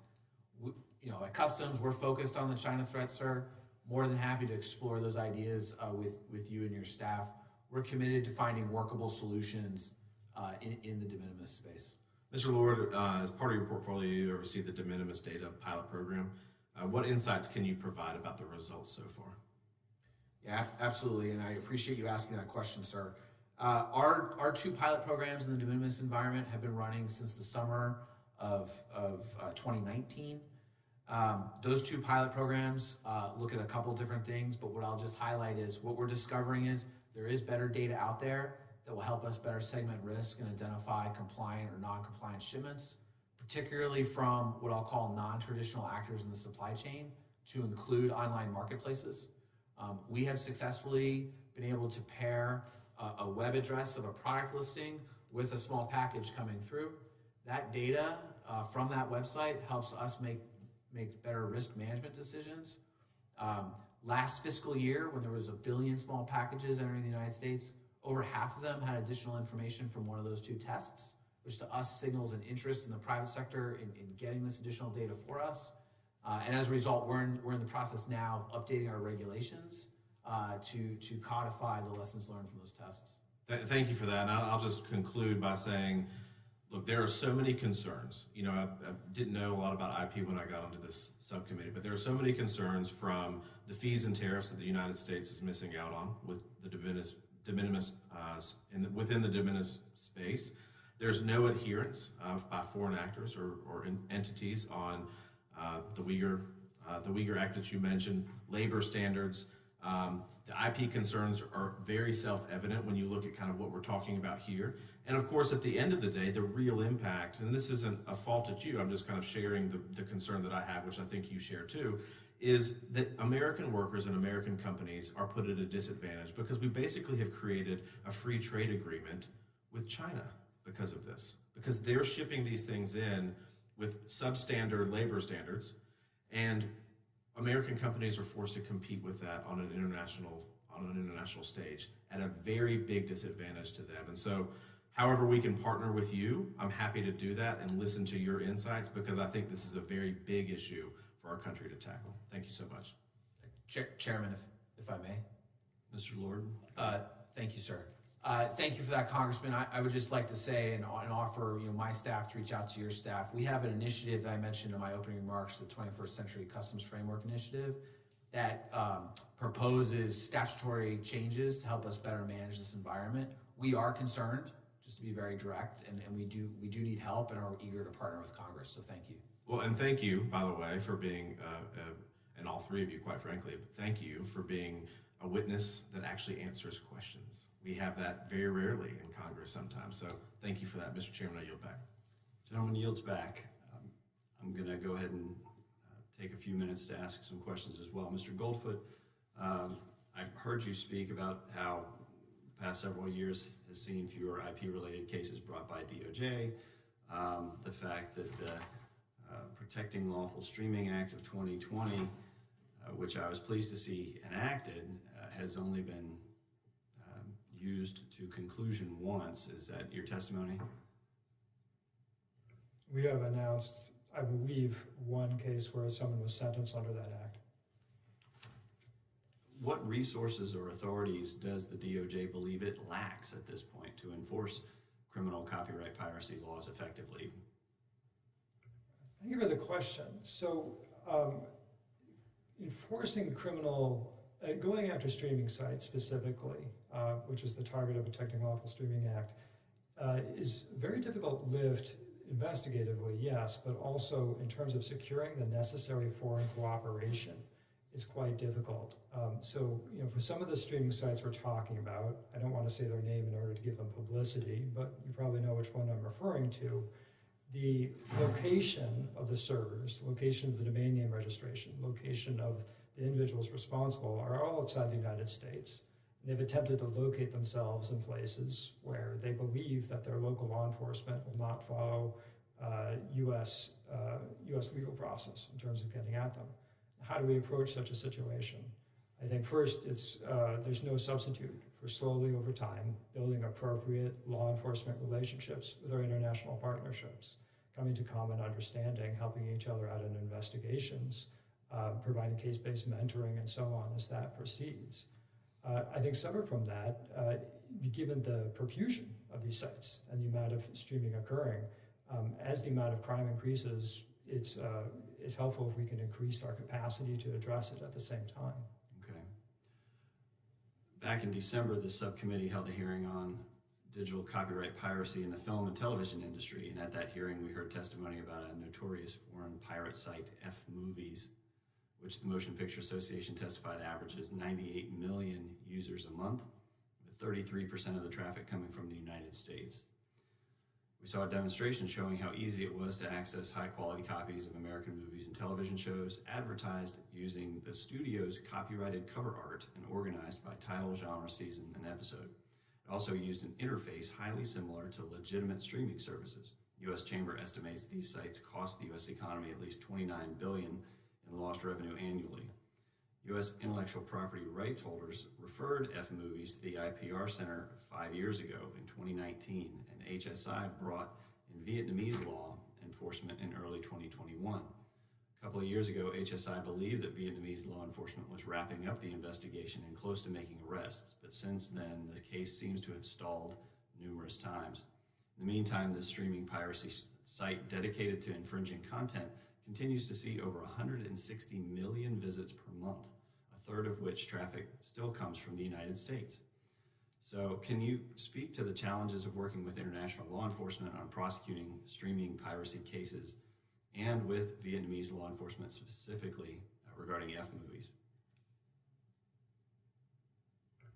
Thank you, Joe. I assume the question is directed to me, sir. Yes.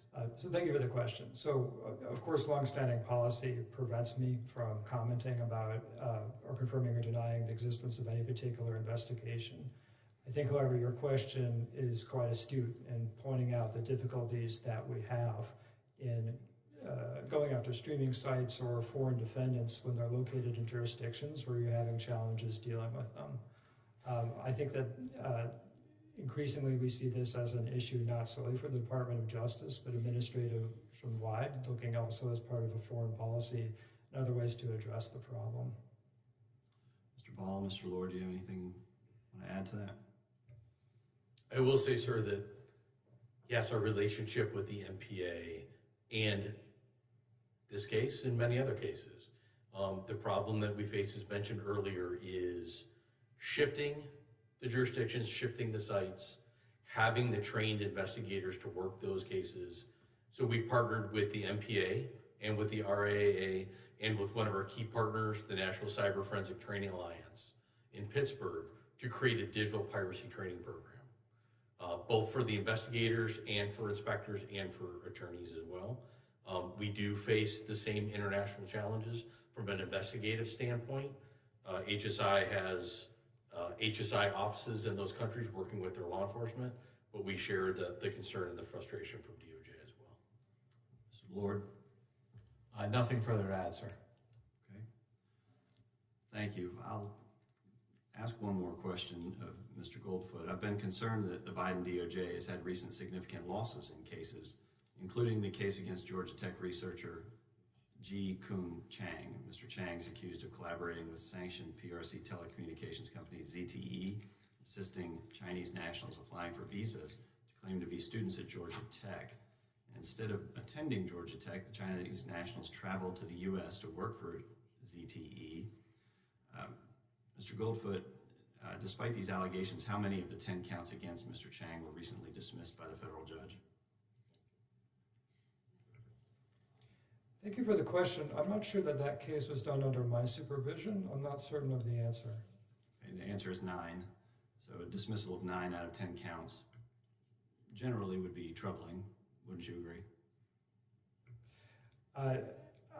I would answer the question by saying I think the Department of Justice does not bring a count or indeed a prosecution unless we think we can prove it beyond a reasonable doubt. When losses happen, you take it to heart, you examine why it occurred, but I don't know if I can say more about a case I didn't supervise than that, sir. Do you know the status of the Chinese nationals who Mr. Chang assisted? No, I'm sorry, sir. This case was not under my supervision. I'm not familiar with the facts at all. All right. My time's expired. I will yield back to the chairman.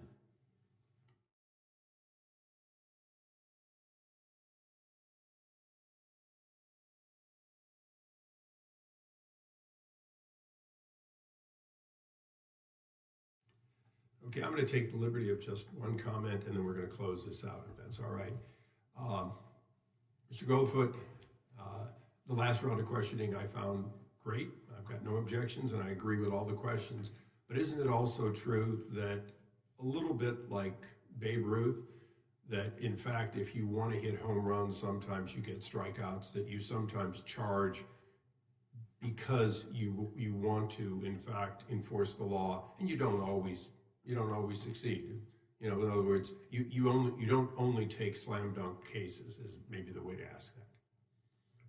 Thank you for the question. I think I could describe the approach of the Department of Justice as that our job is, the Department of Justice wins when justice is done. And we want to bring cases only when we can prove it beyond a reasonable doubt. And you know, losses are regrettable, but as you say, sometimes that's how it breaks.